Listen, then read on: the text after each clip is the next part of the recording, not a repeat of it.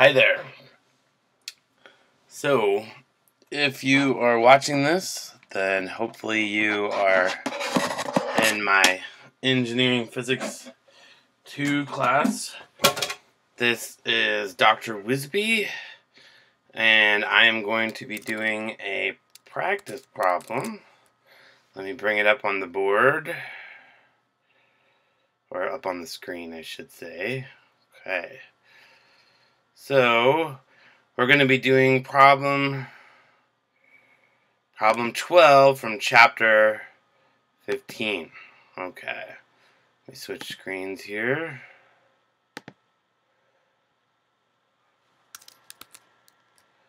Okay. So, the problem reads, the equation for a standing wave on a string with a mass density mu is y of x of t equals 24 cosine of omega t times sine of kappa x. Okay? So then it goes on to say, show that the average kinetic energy and potential energy over time for this wave per unit length are given by here. K average, the average kinetic energy of x equals mu omega squared t times a squared times sine of k of x. And the potential energy is u average of x times or equal to t times kappa a to the power of 2 times cosine squared of kappa x. Okay, so the important thing to remember is that we want to find the average of these values. Okay, so if we want to find the average, let's start by taking a look at the diagram here. Okay, and I'm going to draw it on the board because this, I think, will help.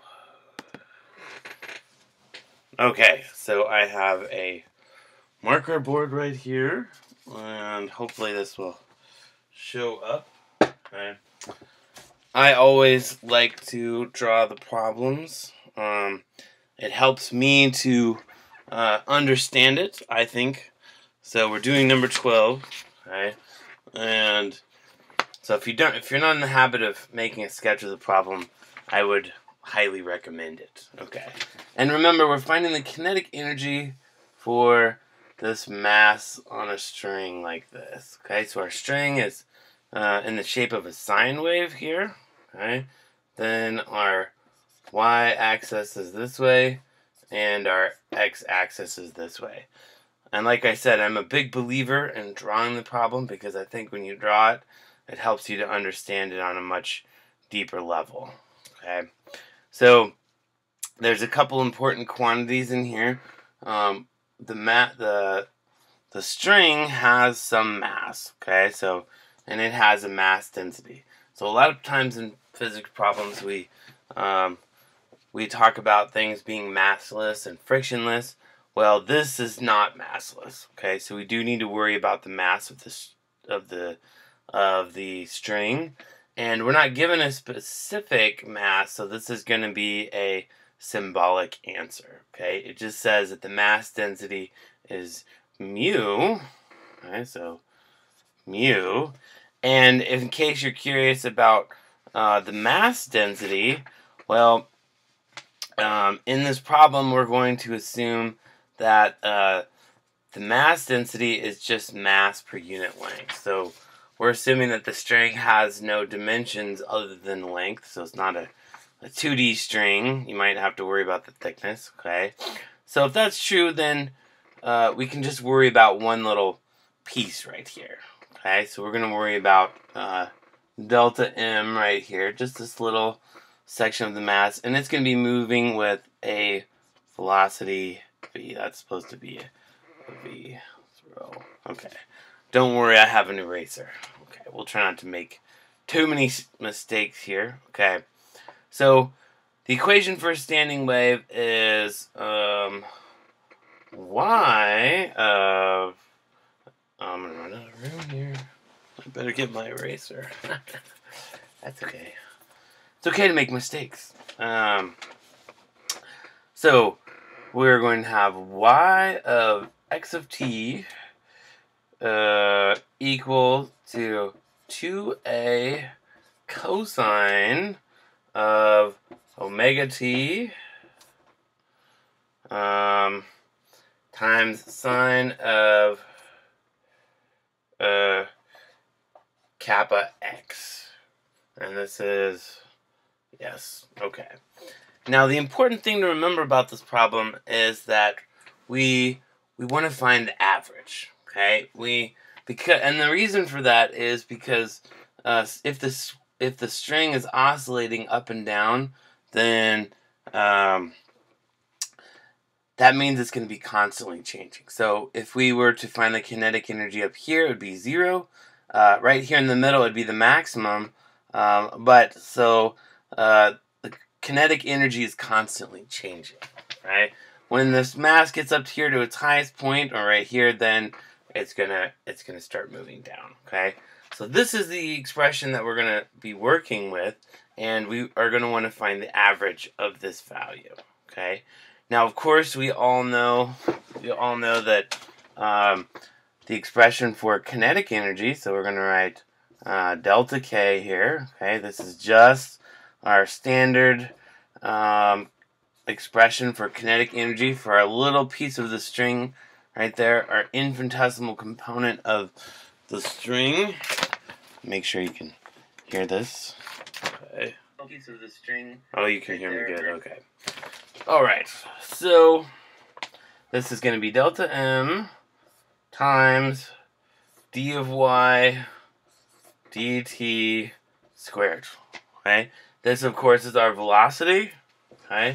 So we're going to need to take the derivative of this with respect to time, and we're also going to need to take the average value, and so that means we're going to average it.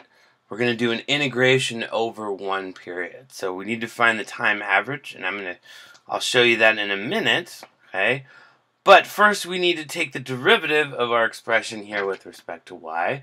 Of course, when we do that, if we take our derivative here, so we'll write dy dt. Okay, so my 2a here is constant. That doesn't change. Okay, so I'm just going to write that here. Now my cosine here, that does change. That's going to become a negative sign. So I'm going to get a negative sign here. Sine of omega t times sine of kappa x. Okay. Of course, the negative sign, we don't have to worry about that because when we put it in here, this is going to be squared, so it'll go away. Okay. So now, once we find the derivative, that wasn't too tricky. Okay, so we've got a 2 out here, so that'll be a factor of 4.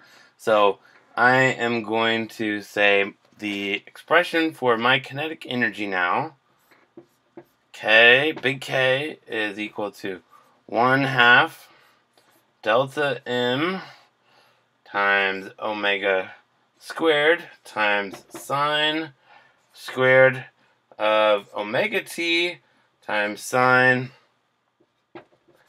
squared of kappa x. And in physics we have a lot of variables, and so we run out, and so we have to use the Greek letters. Otherwise, we just don't have enough. And so there's a K here, there's a kappa, so it's important to keep those straight. You don't want to confuse, obviously, kinetic energy with wave number, okay? And we missed a factor of 4a squared, so we'll also have a 4a squared. I'll write it up here. So we're going to have, this will be 4a squared times 4, okay? So the 4 will cancel with the 2. I'm going to, if I can, there's my eraser. So this is my only marker board, so I'm going to have to erase. So if you would like to go back, you can see what I wrote previously. Okay, so I'm going to erase my string up here that I wrote, and I'm going to erase this part up here. Okay. So if you missed it, you can go back. Okay, so I'm going to write my new expression up here. So it'll be delta k is equal to my 4 cancels, and I'll have 2a squared omega squared times sine squared of omega t times sine squared of kappa x times delta m. So I ran out of room for my delta m. Come back and put it over here. Delta m. Okay. There's my delta m. Alright. So, if we want to find the time average of the kinetic energy. And here's how you do it. So, this is delta k. Okay. We're going to write an average there so we don't get confused. Equals 1 over period. So we're going to divide by the period. And then we're going to take the integral of the kinetic energy over 1 period. Okay? So it's going to look like this. And this is how you find the average. You hopefully did this in calculus. Okay? And if you look at all of our terms up here, most of it does not depend on time. So here this is sine of kappa x, our wave number. That doesn't depend on time. And then we have all those other constants. So we're going to be able to bring all that stuff out of our integral. Okay? And then we're just going to do an integral of sine over 1 period, which is, that's not, sine squared actually, that's important, which is not too bad. Okay. So, we'll just forget about, we'll move all those constants out. So we'll say, I'm going to abbreviate all my constants as C. So all this stuff in here. So it'll be this part here. And all this junk over here. We're just going to call that C for now. And then we'll have sine squared of omega t, okay, of dt. Okay. Then, of course, big T here over 1 period is, of course, going to equal 2 pi. Okay, so we're going to integrate sine squared from 0 to 2 pi, and then we're going to multiply it by some that constant back there. Okay, we'll put the constant back in. Okay, so this will be k average here is going to equal 1 over 2 pi, because remember, the period is equal to 2 pi. The integral of 2 pi of 0 times my constants, which I could bring out there, sine squared of omega t. Okay. So if you take the integral of sine squared, and we can do this real quick if you want to. I will do it on Mathematica. So let's open Mathematica. Transition back here. I'm going to go to a free page. Then I will, of course, hit Mathematica. There it is. So if you don't have Mathematica, it's a great program. Okay, it's going to open here in a minute. Alright, I've got some things there. Okay, so we're going to take the integral of this. We'll just do it symbolically, so you can, of course, see what it is.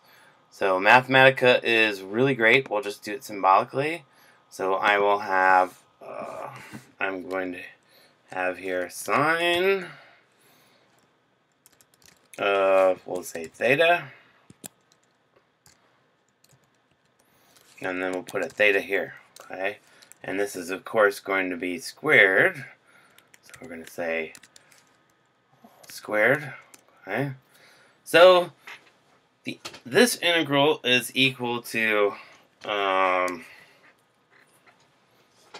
my integral here, so I've got my 2 pi here, this will be 1 over 2 pi times some constants right there is going to equal, and of course I have an omega there, so I can actually bring my omega there. So I'll put in an omega. Omega. Yes, because Mathematica is amazing like that. Okay, so I had an omega in there. And I can just change it to t. Actually, that way you can see all the fun. So I'm going to. Okay, so this is going to give me then, I'll have my quantity in here times t over 2 minus sine of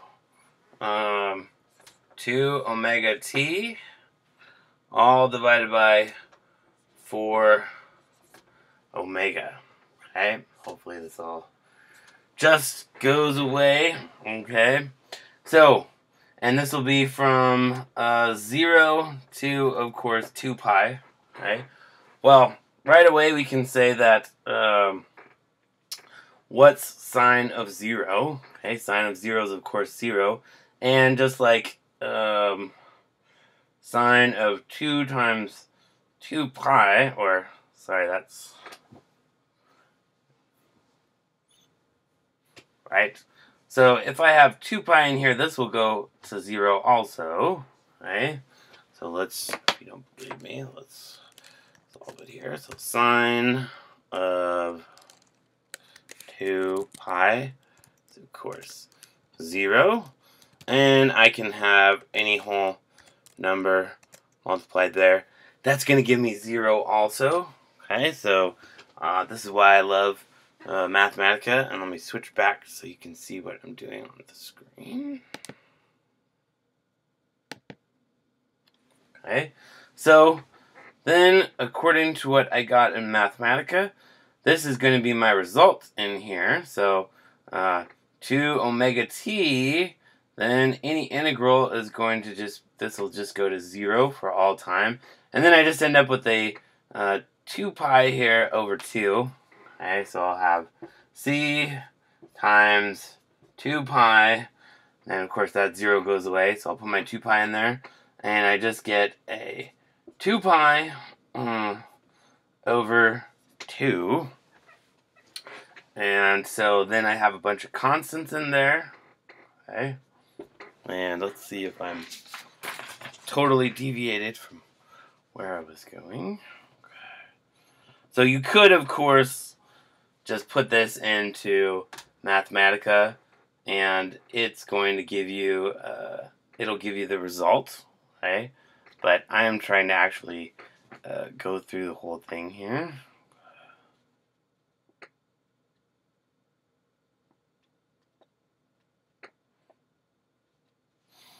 Okay, so that means that my 2 pi's are going to cancel here, right? My 2 pi's are going to cancel. Then I'll have all my constants here, which I never wrote down what my constants actually were. But I can look back up here, so I've got a 2a squared omega squared times m. Okay, so I'll have 2 over 2. Then I'm going to have my a squared times omega squared, my constants are up there, times delta m. Yes, this is looking good. Okay, so we have delta m, omega squared, a squared, my 2's go away, and then I also have a sine squared of kappa x. Hopefully you can see that. Yes, I think you can maybe see it. Yes. There you go. You can definitely see that. Okay. So, I need to erase some things here because it's getting just a little bit crowded on my board. I guess I need to get a bigger board. Okay. So, this is not quite the expression that we were going for yet. Okay, we're almost done, but not quite. Okay. So,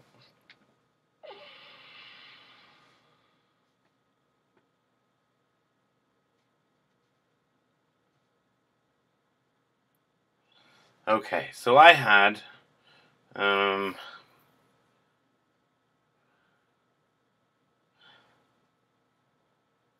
okay, so I have delta m in here. Now, one thing that we also need to know is that delta m, so this is my infinitesimal length of string, so I'll draw my wave over here. So here's my string, and here's my string.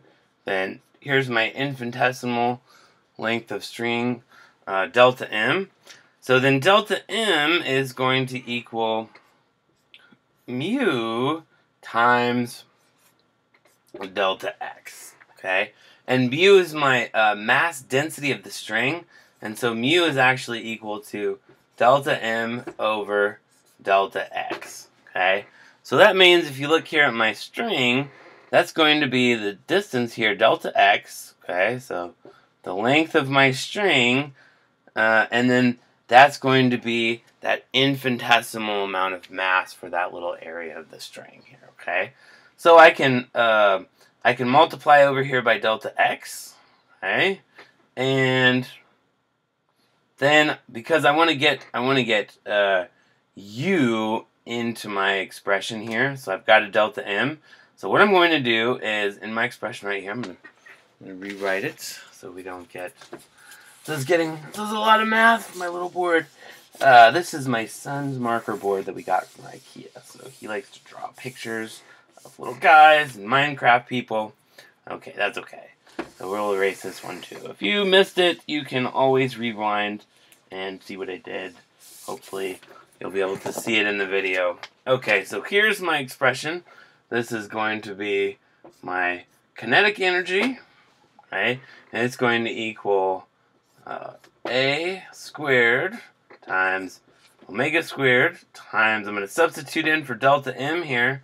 That's going to give me a mu times delta x times sine squared of kappa x. Right? Okay. So, okay. So this was equal to delta k average. Okay, so we call this delta k. And that's the infinitesimal energy for the infinitesimal kinetic energy for this infinitesimal piece of string. So everything is infinitesimal. Okay.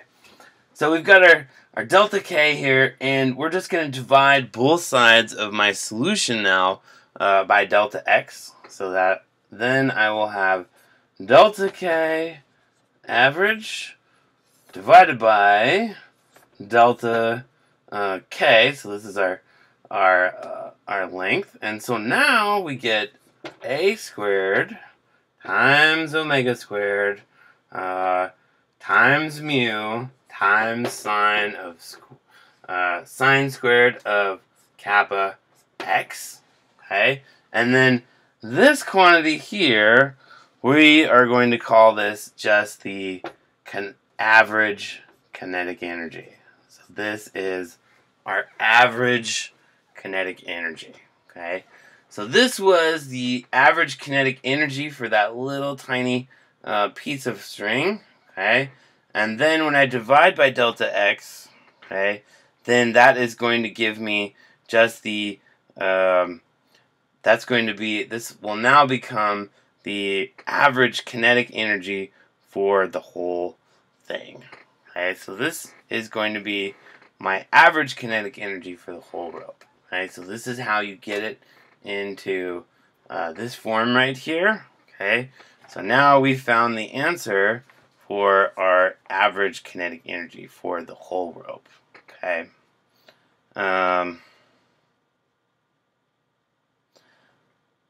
Okay, so does anyone have a question for the people that are watching? I'm watching my own live stream, so if you have a question, please type your questions and I will try and get to those. Okay.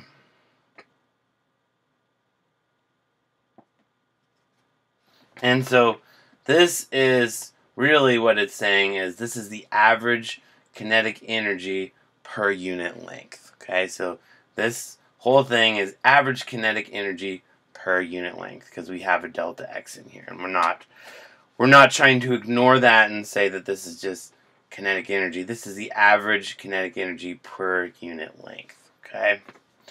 So now we are going to switch to the potential energy, okay, because it wants to know what our potential energy is, okay, and it says, show that the average kinetic energy and potential energy over time for this wave per unit length are given. Okay, so it said that in the intro, per unit length. So you need to make sure that you read the problems carefully, because I didn't actually see that it said what is the average energy per unit length. So that will be very important, because that means you want kinetic energy per unit length, which is the answer that you're looking here for. So this is average kinetic energy per unit length. So a lot of times, at least for me, I get confused on these problems because I don't read the problem well. I just kind of skim it and say, oh, kinetic energy. Okay. But important that you keep track of that. All right. So if you missed what I wrote, you can go back, rewind with the power of YouTube. Okay. And I'm going slow because I want to try and explain this all, so we might only get to this problem today. But we can only do what we can do. So I will probably try and make a series of videos like this throughout the semester. But tomorrow I have my presentation. So if you would like to hear about quantum computing, you should come to my talk. It's at 3:30 in McDonnell Douglas Hall in room 1016. It's going to be amazing. I will be very grateful if you come and watch my talk, because it'll be so much better if there's students there, not just professors. I like the professors, but I like talking to students better. Okay. All right, so let's look at we need to find our potential energy here, okay? And we're finding the average potential energy per unit length. That's what we're after. Okay, so we're again going to consider a small element of length. Maybe I didn't draw this. I didn't need to redraw this. Okay, so here's our string. There we go. Okay, so we're going to consider a distance here. So this will be delta x, an infinitesimal distance, and then we're also going to consider the length of my spring right here, delta s. Okay, delta s. Okay, because if we were just to treat this as Hooke's law, okay, then the potential energy for this infinitesimal length of string is just going to be 1/2 times k of s plus or times delta y squared. Okay, so delta y then is the distance here. Okay, so that's my actual displacement of the string. Okay, so back towards the middle. Okay, and so we want to consider it just this infinitesimal piece. Okay, so then we can draw a triangle here.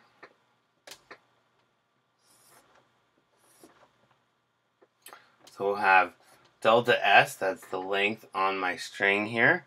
This side is going to be delta y, so this would be our displacement, okay, times delta x, okay.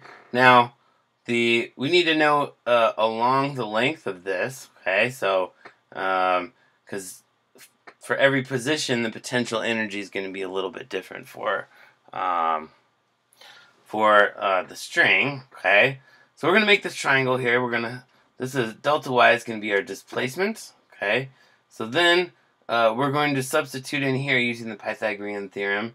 We'll have delta s squared plus delta y squared plus delta x squared. Okay, ran out of room. Okay, wow. So this will be delta s squared plus delta y squared plus delta x squared. And we're going to substitute in here for delta y because this is going to make it easier to solve the problem. Okay. So, and this is for an infinitesimal displacement in y here. Okay, so now our potential will become delta u equals 1/2 k of s. Then I'll have delta s squared. So I'm going to substitute in my y here. I'll subtract an x from that side. So now I'll have minus delta x squared. Okay. And we also, you'll need to know that the change in y, so delta y over, can you see this? Okay, yes. Delta x is going to equal, dy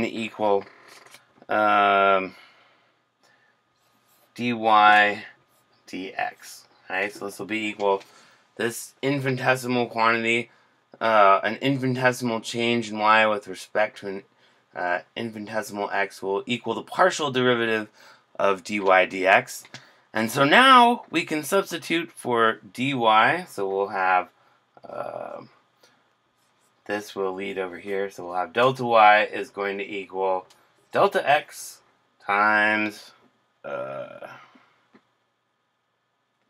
and this should be y there. This will be dy dx. Or you can write it like this. It'll be dy delta x. Okay? And we can do this if you take differential equations. That's perfectly fine. Okay? So, let's go to the next line here. Let's start over up at the top. Okay? So, my expression for the potential now is going to be u equals 1/2 k of s. This is from my from the string times delta x squared. Okay, and now I need to find the derivative of dy dx. Okay, so I need to substitute in here dy dx. Okay, so what we can do is we can say, let's go back here. So this is going to actually equal dy over dx squared times delta x squared. So we make that substitution. Now we need to substitute in here for the derivative of y with respect to x. Right, so here's dy dx. So now dy dx, let's look at what y is equal to. So y is equal to 2a times cosine of omega t times sine of kappa x. Alright? So now we're taking the derivative of y with respect to x. Last time we took the derivative with respect to t. But now we're differentiating the other part, so we're going to take the derivative with respect to this. So all this mess over here, that we're just going to call some constant, and we'll call it d, just because, so I don't have to write it every single time. Okay. So that's going to be our constant. Okay. And if we take the derivative of this, okay, the derivative of sine of kx, so now we'll have all this stuff is d here. I'm just going to write it like that. And we will have a kappa come out, and it will be cosine of kappa x. Okay, wow, so there's a lot of writing in this problem, but I had request for number 12. So we're gonna go through it in all of its glory. Okay. All right. So now we're gonna write out the whole glorious equation here. We're gonna substitute it in up here, and I'm gonna have to write a little bit smaller now if I want to write everything out. Okay. So this will be u delta u equals 1/2 times my d, right? And my cosine is in there too, because I'm just not going to write it. D squared, that's all the constants here, that's d, times kappa squared times cosine of kappa x. Okay, so this is, wow, massive expression that won't fit on my board. And we'll also have a delta x squared out here on the end. Alright, great. So, now we need to substitute back in for d because we now are going to take the time average of this. Okay, so I'm going to make some space here. I apologize, my board is not bigger. What can we do? Okay. Alright, so I'm gonna just erase this. So hopefully you saw all this. We can go back. You can go back if you want to. I'm gonna erase this up here. Alright. So now I'm going to get the average. So I'll do delta U average over one period. We're doing the same thing we did again. Okay, so this will be 1 over t, the period, big T. The integral of t, 0 to t, that's our period.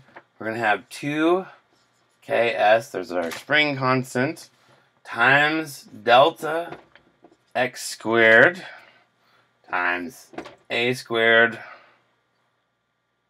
kappa, so Greek letter kappa squared times cosine of omega, cosine squared of omega t. Then I'm going to write the rest down here, times cosine squared of kappa x, and then times dt. Okay, so this is very long, can't fit on my board. Sorry about that.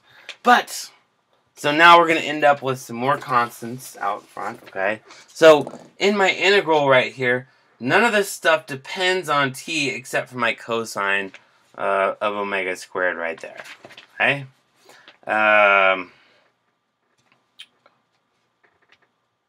Okay. And so I'm just gonna call that a new constant. We'll call it E. That's gonna be my constant. Okay? And E is gonna be everything that is not time dependent, so I'm just gonna write a big old E here times 2 pi times 0, and then we're going to have cosine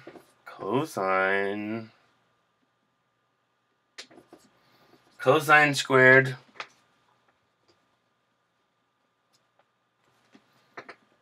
of t times dt, right? So if I take this integral right here, right,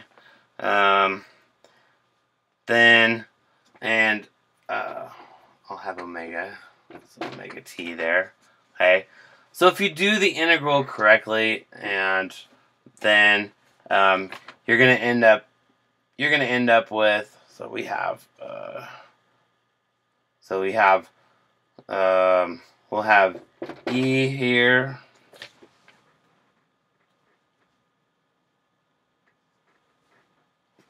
okay, and then I will, that integral is going to end up with the value of 2 pi over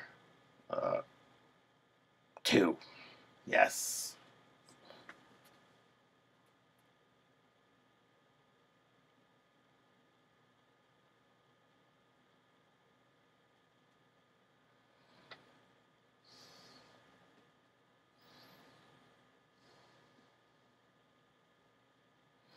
Well, let's just say that your omega goes away.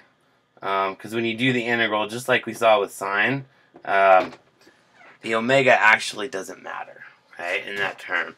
And so what you end up with is you get a 2 pi over 2. You can look up how to do the integral for this cosine here, right here. Okay, so you end up with 2 pi over 2. We have a factor of 2 pi in here, so that's going to cancel.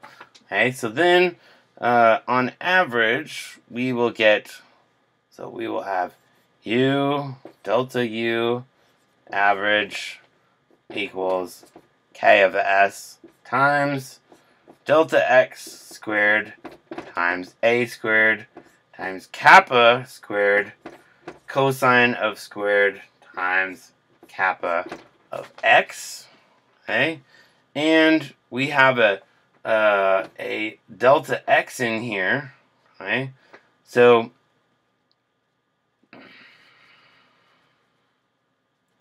we are going to divide one of those by this side. Okay, so we'll have u average equals delta u average divided by delta x is equal to ks times delta x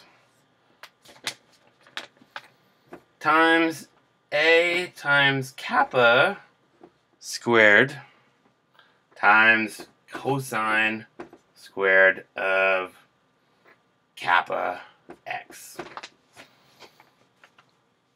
Okay. So, now we need to know what the tension in our string is. And so we use T up here for the period, but now we're going to say that we're going to call this tension. We're going to say that the tension in the string is equal to Ks times delta x. Okay? So this is going to be our tension in the string. We're going to substitute in right here. So this is going to become a big T.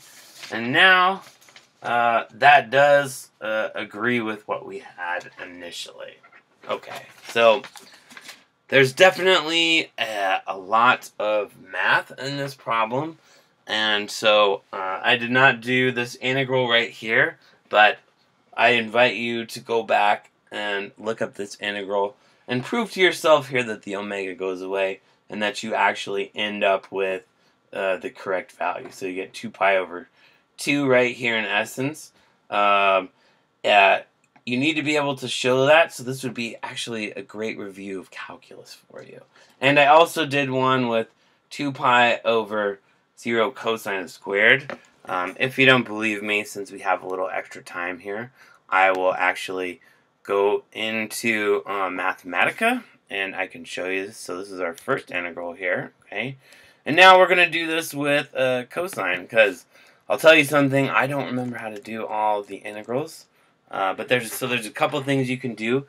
You can either go to an integral table, what probably no one uses anymore, or you can just use Mathematica or your calculator. One thing I noticed people were having trouble with is that they start plugging values into the equations too soon. I like to wait until the very end until you actually solve the problem, because if you put the numbers in too soon for a lot of these problems, you might get confused, or you might realize later, yes, I saw that email. So you might realize later that something was wrong, and if you keep it as a variable, then you can just go back and change that one variable, and it's not a big deal. But let's do this integral real quick, okay?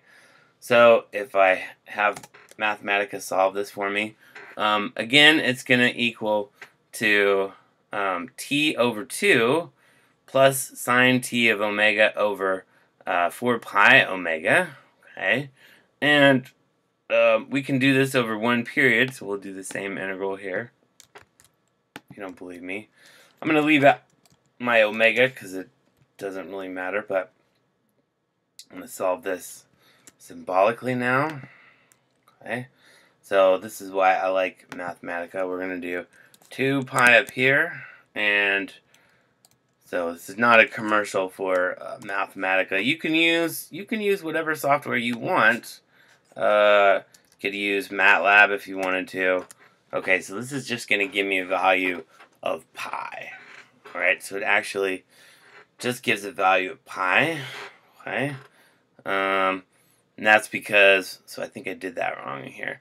So that's because when you get your, oh, so I should have kept that other one. So I'll show you again. So yeah, we're talking about how to solve this integral now.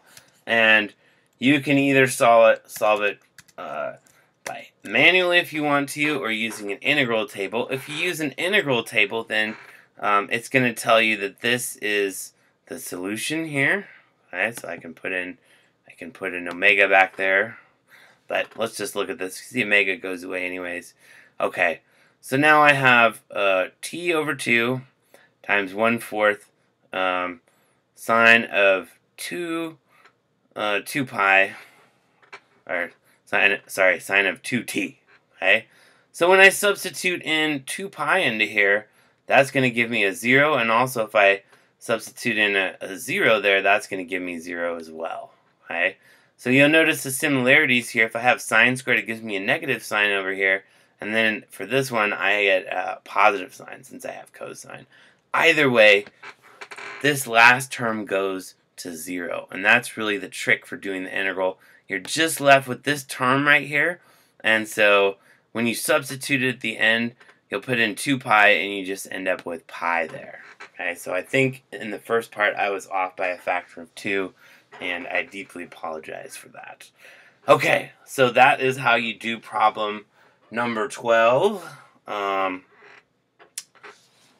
And I hope that this was helpful, and I will continue to do more problems. This will stay online, so you can tell your friends, and you can go back and see what I did for the whole thing. So I will see you in class tomorrow. Again, my talk is tomorrow at 3:30, McDonnell Douglas Hall, room 1016. So come check it out. It's going to be all about what my research in quantum computing. I think it will be hopefully very interesting. And if you want to later, then you can, maybe not tomorrow, but at some point you can come see my lab so you can see my refrigerator. So if not, I will see you in class tomorrow. Have a good day.